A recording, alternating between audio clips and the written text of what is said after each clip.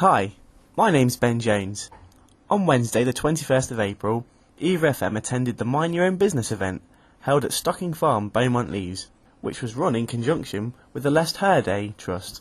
The day offered advice and motivation to women who want to start their own business. The event started with a short introduction, followed by a number of speeches, workshops and then lunch.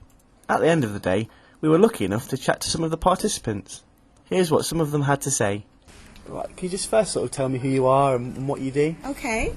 Hi, I'm Sandra Pollock. My company is called Open Mind Coaching, and what we do is basically people development, creative, dynamic people development strategies. So that includes coaching and training. So training programs for groups and one-to-one training.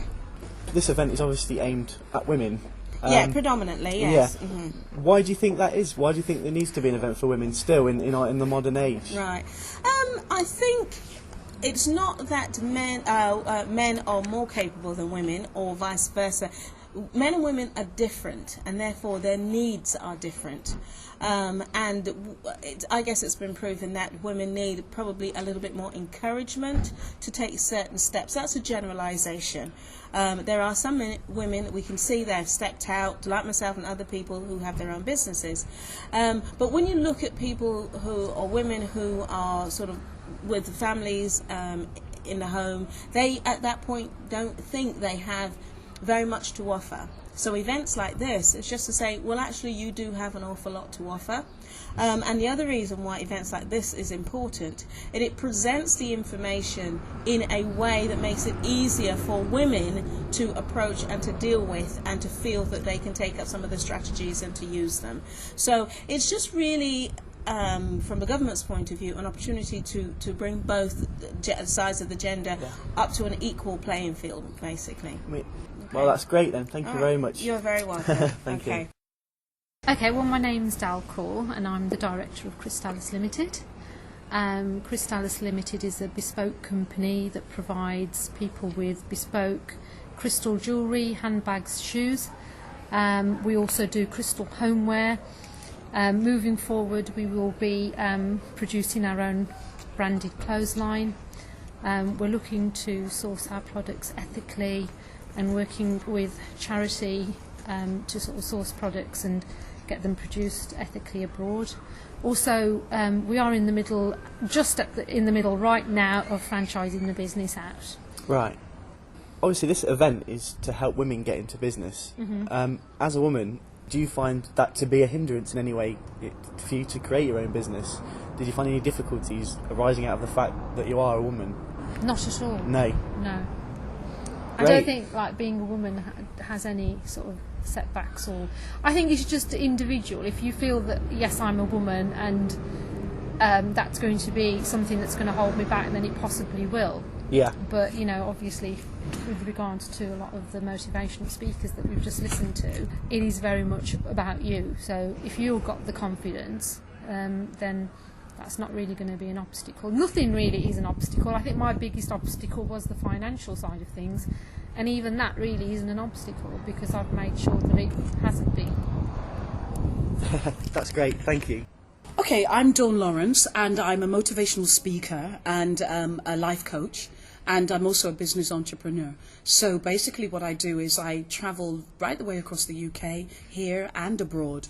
I speak nationally and internationally, really encouraging people to move from where they are to where they want to be and giving them the sort of tools and the strategies to be able to do that. So, and most of what I do is really about empowering people to actually to achieve what they want to achieve, whatever that might be. It might be, you know, it might be small to me, but it's big to them. So I'm giving them the strategies and the tools to be able to do that. Yeah. I mean, this event today is obviously aimed at women. Yes.